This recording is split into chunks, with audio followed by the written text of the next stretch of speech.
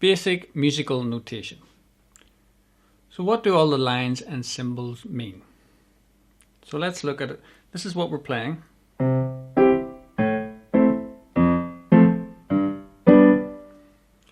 So these top set of lines, called staves, and the spaces between them represent keys to the right of middle C on your piano.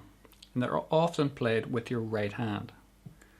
And the symbol on these lines is called the treble clef. The bottom set of lines and the spaces between them represent keys to the left of middle C that are often played with your left hand, and that symbol is called the bass clef. The two sets of lines are split at middle C, which is indicated by a separate small line either below the right hand lines or above the left hand lines. So there's two ways you can look at it. Now we read music in the same way that we read the sentences of a novel, from the left of the page to the right. So getting back to our dots on the lines and spaces, as we scan from left to right, we play those keys or notes that the dots on the lines and spaces represent. And if there are several dots, notes in the same vertical plane, we must play those keys simultaneously. So this is what we're playing here. So the left hand is playing an E note, the right hand is playing an E, G and a B note together. So that all has to be played at the one time. Then you read from left to right, so you go to the next one. So in the right hand that's that note, and then that note, and then the right hand's going to play that note, and the left hand's going to play that note. So you have to play those together. Let's look at it again.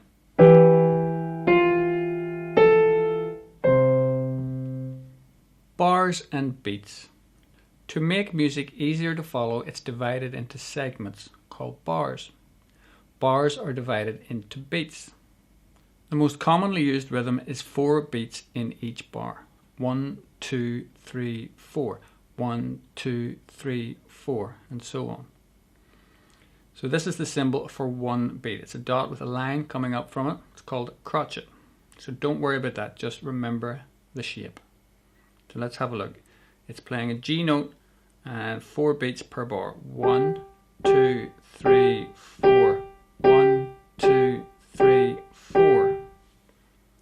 Now a beat with a hook on it is called a half beat. The technical term is a quaver. Don't worry about that again, it's a half beat. Just remember that little hook. Now you can play up to 8 half beats in each bar. And to make them easier to write out, if there are 2, 3 or 4 in a row, they're grouped together by joining the hooks of their tails. So 8 half beats are written. So notice that half beats are counted with the use of the word and or the symbol, the plus symbol. This means we don't have to start counting out too many numbers. So let's count it. 1 and 2 and 3 and 4 and 1 and 2 and 3 and 4 and. So the previous 2 bars, 4 beats in each bar, would be 1, 2, 3, 4. So these are half beats, so they're 1 and 2 and 3 and 4 and. Notes can also be held for 2 beats. So let's look at that. 1, 2, 3, 4. 1, 2, 3, 4. And there's the symbol for 2 beats. So it's like the letter O with a line coming up from it. It's called a minim or half note. Notes can be held for 4 beats. So 1, 2, 3, 4. 1, 2, 3, 4. And the symbol for that is just like a 0. Okay, it's called a semibreve or whole note. Again, don't worry about these technical terms, just memorize the symbol. Periods of silence. So you're not always going to be playing something in every single bar. There's going to be some pauses, some silence. And they're shown by symbols called rests. And they'll each have a different duration. So let's have a look.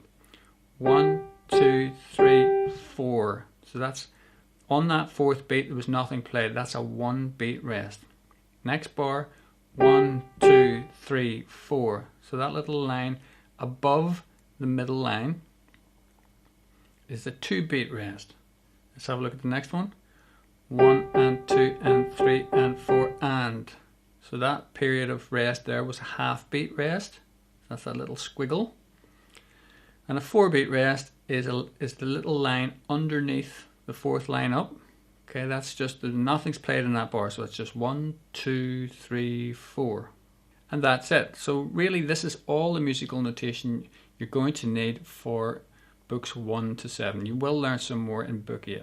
But books 1 to 7, I'm going to write in each note and chord for you. So you're really just using the notation as if it was keyboard diagrams. It can be also useful to memorize the position of the C notes so that you know where on the piano a particular note is to be played.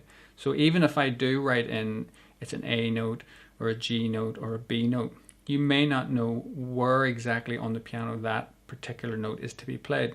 So if you remember the position of these C notes, you'll know where you are on the keyboard. And if you need to, you can refer to the note finder on the next page.